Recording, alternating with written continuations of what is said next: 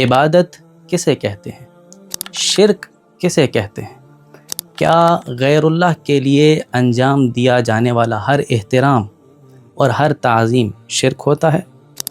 اور نتیجتاً معصومین علیہم السلام کی زیارات کس زمرے میں آتی ہیں؟ ان کا کیا حکم ہے؟ ہم جب قرآن کی طرف رجوع کرتے ہیں تو ہمیں قرآن میں نہ صرف یہ کہ غیر اللہ کا احترام اور غیر اللہ کی تعظیم کی اجازت ملتی ہے، بلکہ اس کا حکم بھی ملتا ہے۔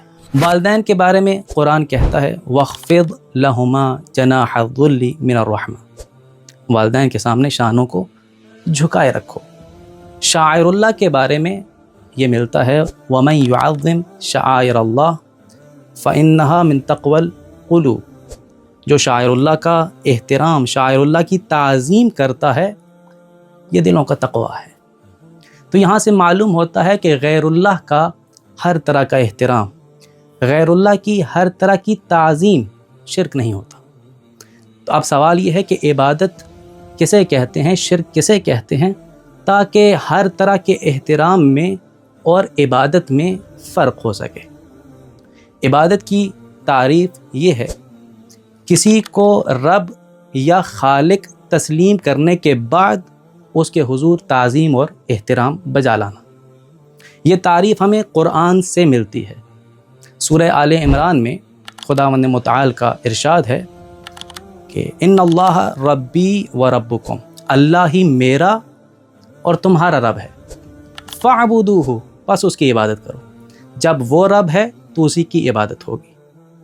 سورہ انعام میں خداوند متعال کا ارشاد ہے لا الہ الا ہو خالق کل شیء فاعبدوہ، کہ اللہ کے سوا کوئی بھی عبادت کے لائق نہیں، وہ ہر شے کا خالق ہے، بس اس کی عبادت کرو۔ لہٰذا نتیجہ یہ ملتا ہے قرآن سے، کسی کو اگر رب مانا جائے یا کسی کو خالق مانا جائے اور پھر اس کے حضور تعظیم، احترام، عاجزی، انکساری دکھائی جائے گی تو یہ عبادت کہلائے گی۔ اگر یہ عمل خدا کے لیے انجام دیا جائے، خدا کو رب اور خالق مان کر انجام دیا جائے تو یہ عبادت ہے۔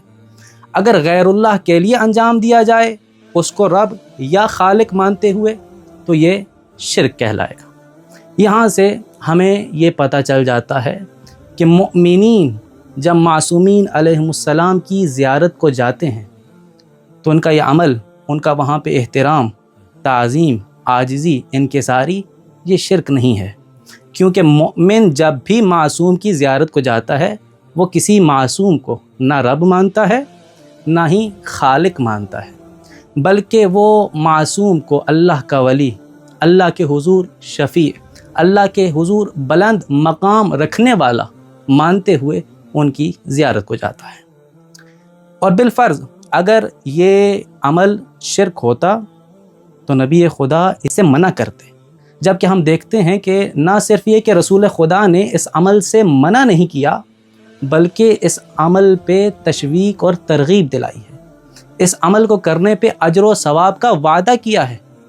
ایک مقام پہ نبی خدا مولا علی سے فرماتے ہیں یا علی من زارنی، جس نے میری زیارت کی زندگی میں نہیں، فی حیاتی او بعد موتی، میری زندگی میں یا میری موت کے بعد، او زارکا فی حیاتک او بعد موتک، اور جس نے آپ کی زیارت کی آپ کی زندگی میں یا آپ کی زندگی کے بعد، او زار ابنیکا، یا آپ کے دونوں بیٹوں حسن اور حسین علیہم السلام کی زیارت کی ان کی زندگی میں یا ان کی زندگی کے بعد، ضمنت لہ یوم القیامہ، قیامت کے دن میں اس کا ضامن ہوں، ان اخلصہ من احوالہا و شدائدہا، کہ میں قیامت کے دن اس کو قیامت کی سختیوں سے، قیامت کے شدائد سے اس کو چھٹکارا دلاؤں گا، حتیٰ اسیرہ معی فی درجتی، اور اس کو اپنے ساتھ اپنے درجے میں قرار دوں گا۔ ایک آخری نقطہ بیان کر کے اپنی گفتگو کو تمام کرتا ہوں کہ وہ لوگ جو اس عمل کو برا سمجھتے ہیں، جو زیارت معصومین کو برا کہتے ہیں، ان کے بارے میں نبی خدا کیا ارشاد فرماتے ہیں؟